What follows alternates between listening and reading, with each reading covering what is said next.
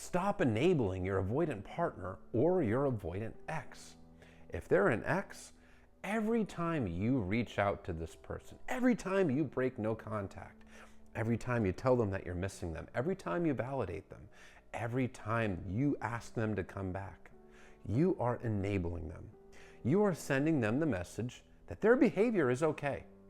It was okay to dump you, to discard you.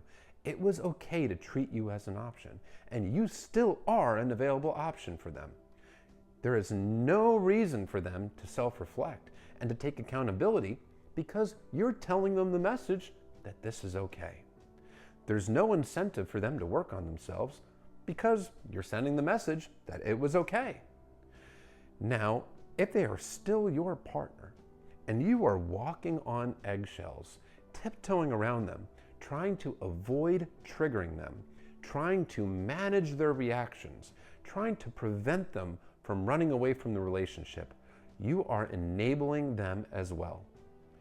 Because you are catering to their insecurities. You are catering to their avoidance.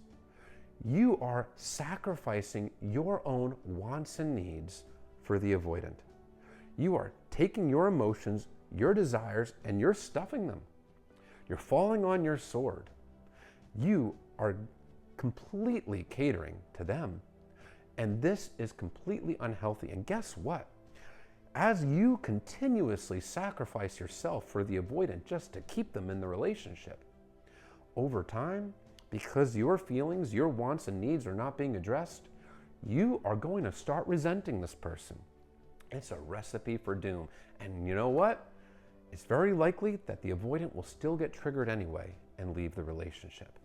This is the biggest issue that I have with so much of the content out there about avoidant attachment. It's all how to keep the avoidant, how to manage the avoidant, how to talk to the avoidant, how to prevent the avoidant from running away, and how to get the avoidant back.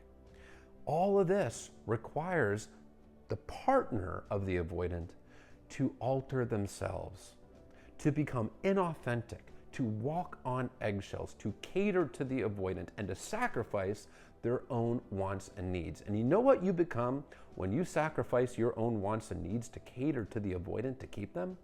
You become anxious.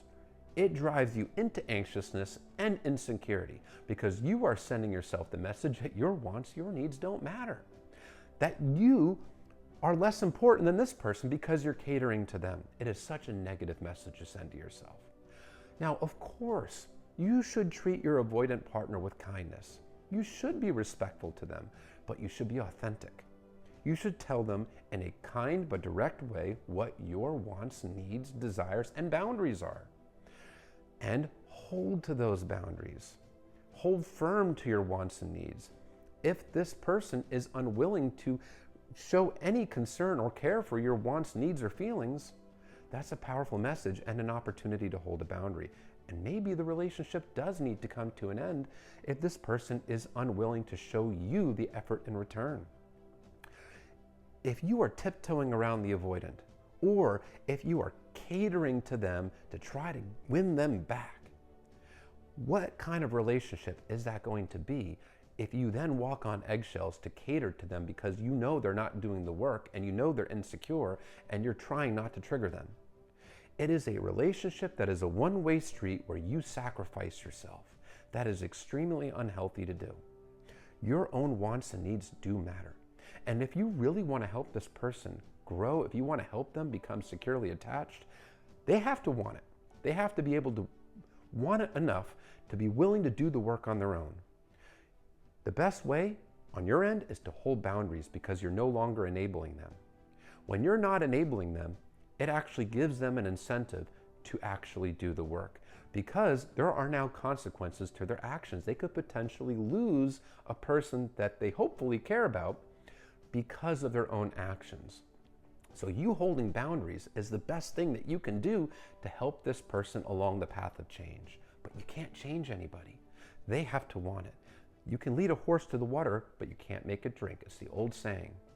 You can't force anybody to change, and if you take personal responsibility to try to fix somebody, You are trying to control the uncontrollable, and you are leading yourself down a path of anxiousness. So anybody that teaches you how to cater to the avoidant, be very wary of this, because this person is leading you down the path of anxiety and leading you down the path of a relationship that's a one-way street and ends in pain.